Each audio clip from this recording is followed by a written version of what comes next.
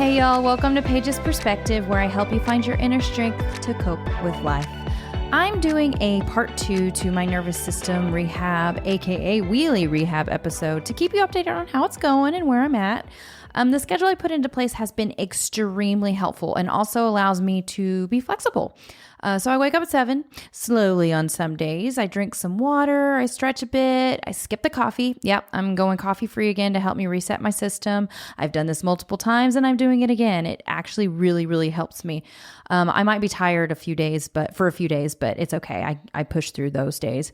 I read from 2 of my daily reads. I journal, do some breath work or meditation. I turn on the TV to YouTube ASMR ambiance in the background. Sometimes it's rain and thunder. Sometimes it's waves from the ocean. Sometimes it's a fireplace.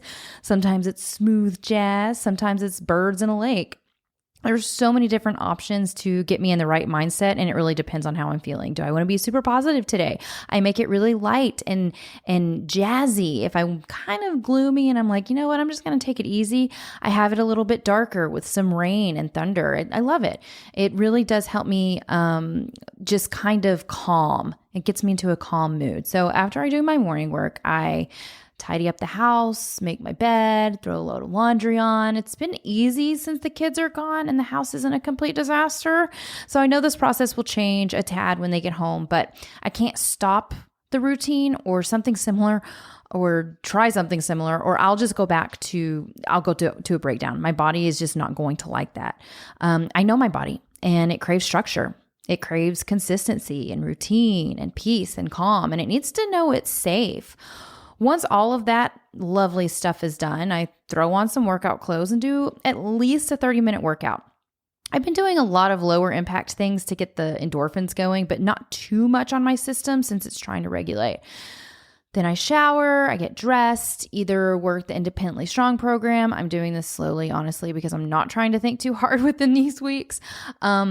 I'll write a Paige's Perspective or post a reel to TikTok. This is my work time, but I am staying away from social media as much as possible because that's one thing I did when I started this process back in 2017, and it was so helpful for my mental health. Once I've completed that, like the things that I've needed to get done for work, emails, fill orders, get creative, whatever I need to do for the day, I will get a little bit of downtime. I'll either work on a puzzle, which I've done 4 now. Yeah, I have a process with picking out puzzles. I don't get more than 500 pieces, and I don't like less than 300 pieces, and I don't like when it's like all the same colors. Yeah, it's a weird process. But anyway, I love puzzles. They just really help me stay present. I'll watch a documentary or I take a little cat nap. I've been very sleepy lately, and I'm sure that's from the lack of coffee, but it's also getting my body back to where it needs to be. I'm getting more energy as these days go on. I'll eat a light snack, I'll eat a light lunch. I don't snack that much. I guess sometimes I do. It depends on my mood. But within this routine, it's a light lunch, and then I'll try to tackle a small space to declutter and organize. I've been consistent with this on most days. However, I'm allowing myself some flexibility, but I've cleaned out my sock box. If you don't know about the sock box, you may not ever know about it, but if you do, you should be proud of me. The linen closet in our bathroom, I've organized my side of the bedroom, and I have a list of other things to tackle within the next week or so. But I'm doing it daily in small doses. Later in the afternoon, I will sometimes lie in the sun for about 30 minutes to get that nature part of self-care in, or I'll work on my puzzle again. Then I just try to make sure that the home is still tidy, and I'll start planning dinner. I've made a few amazing dishes this last week, and I was pretty proud of myself because I quit cooking when I started the fitness program a few years ago because I had to keep my meals simple and focus on my goals. But now I'm trying to get back into cooking more because I love it so much. It has always been a huge outlet for me and an important part of being a mom. I actually wanted to do a meal prep service at some point in my life. I decided against it, but I love to cook. It's something that just really brings me peace and it helps me stay present. And I feel like it gives me some purpose within my family to make sure that they're eating balanced meals. I always wanted my kids to have home cooked balanced meals, even though they're missing out since they're away. I at least know I can throw some things together when they get home. But back to the routine. I've been pretty consistent with my nighttime routine, which is just taking a bubble bath, getting to bed by 9 and not scrolling on my phone. I've been pretty reclusive and not wanting to spend time with many people, but I'm okay with that for now because I know it's necessary to go through so I can come out stronger. For my social self-care category, I am talking with a friend almost daily, so that's helpful. But I'm getting all of the self-care categories completed each day, and that's the goal. I plan on adjusting this routine or schedule. Yes, I have it printed out and I work it daily when the kids get back and also when school starts. I just know that something in my life has to change or I'm going to completely lose myself again, and I refuse to let that happen. I did initially think that I would be able to post into the community my updates, but I had to step back. I can only take so much, and I'm having to prioritize me before I can be any help to anyone else. This is me practicing what I preach. When I come out of this, I'm going to be stronger and I will be able to be there for others. It's going to be a different me, and I'm okay with that. I just need this time to actually get through it. And I know this sounds like, wow, must be nice to be able to do all of those things. And I'm very grateful I get this opportunity to take this time. But I also believe this is doable for those who have a much, crazier schedule. I feel like this can be personalized for those with littles, those who have a full-time job, those who are just in complete chaos and have no idea where to start. I know we can still take care of ourselves with the time that we have.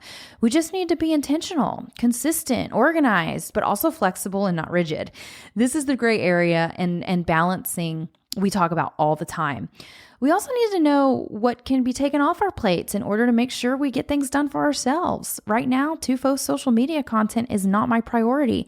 My family and I can't do all the other things. My family is priority, okay? And I can't myself is priority, and then my family comes within that.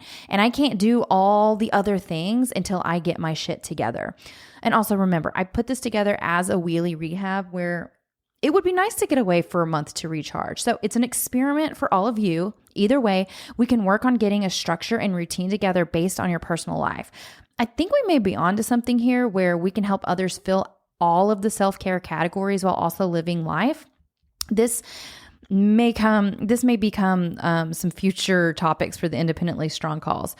Speaking of Independently Strong, if you are not in the IS program and you're interested, we're still offering 75% off using the code Wheelie75 at independentlystrong.com. It's a self-paced online program with 10 modules where you'll learn about your relationship dynamics, trauma bonds, self-care deep dive, and just so much more. Plus, you get access to a weekly call with others going through the program. We have growth-oriented topics occasionally, and sometimes we have check-ins. It's a great way to connect with others and feel less alone. There's also a lot of problem solving that occurs in these meetings. So back to the episode. One thing about this period in my life is I'm having a really difficult time focusing. It's like my mind won't allow me to think and I'm stumbling on my words. My sentences don't make any sense when I speak. It's almost as if I'm drugged, but I'm not taking anything. I just know it's my body reacting to chronic stress. I'm sort of going through an identity shift, which happens multiple times throughout our lives. And before Tufo, I was really into fitness and mental health and challenging myself. I felt like I had a lot of balance in my life. Then came Tufo, and I went all in. I was hoping this would level up my self-care and push me even further because I wanted to share with everyone how powerful taking care of ourselves is for our mental health and lives, and even those lives around us. But I lost that along the way because I was putting Tufo before anything else, and I stopped putting my self-care first. I wanted to build something to help others, and I stopped taking care of me. Our online community was meant to be a space where we share what we're learning, how we're taking care of ourselves, how we're reframing hope, not just unloading what's hard. And listen, I know venting is valid. I've needed it. We all do sometimes, but venting can't be the whole story. It's meant to be a release valve and not a lifestyle. We offer community calls almost every day for people to talk it out, to be heard, and just process whatever it is they're feeling. That's what those calls are for. But the online space, like that was supposed to be where we lift each other up, share what's working, inspire someone else to try something new. We do that in the calls too. Don't get me wrong. Like it all goes together. But I want this to be a space where people feel seen and want to grow, where we get honest about the hard stuff, but we also get excited about the healing. Like I know this might sound like I'm calling people out, but it's not. It's about asking, are you building something with your pain or are you just carrying it around? I want more for all of us than just surviving. I want us to use what we've been through to become the strongest, clearest, most grounded version of ourselves. That's the energy I'm trying to bring back. And it's starting with me. Like, I mean, I hear you. I've been there. Shit, I'm struggling myself, but I refuse to allow it to keep me down for a long period of time. I'm taking action. I'm making changes. I'm learning new things and also getting back to the basics. And this episode isn't just me venting, even if it sounds like it at times. It's just me being honest. I want to share what's actually helping. I want to empower you to figure out what helps you because listen, I'm human. I struggle and I definitely don't have all the answers, but I do know this. Nothing changes if we keep talking about how hard it is and never actually do anything different. I know structure sounds boring. I know routines sound rigid. I know we think we can't do it and we don't have time, but this stuff is saving me right now. Self-care saves me and it might save you too.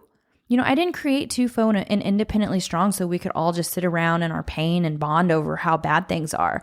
I created it to help people grow, to come back to themselves and to build something better. And that requires action. That requires discipline. That requires getting honest about what we're not doing. I'm in it with you. I'm clawing my way back to myself too, and I'm doing it by taking care of my nervous system, by protecting my energy, and by choosing habits that really align with who I actually want to be. So if this time in your life feels heavy or messy or unclear, start with just one category. Mental, emotional, physical, spiritual, social, or environmental, and just pick one. Do something that serves you in that space every day, then build from there. We don't need to be perfect. We need momentum. I'm just getting a little bit real and raw with everyone within the last 2 weeks and let you know where I'm at. And it helps me not feel so alone either. Like we've said before, we don't have all the answers, but we do know how to pick ourselves back up when we're struggling. We're human. We're here for you. We got your back. And that's all I have for this week. Until next time, I'm Paige. Bye.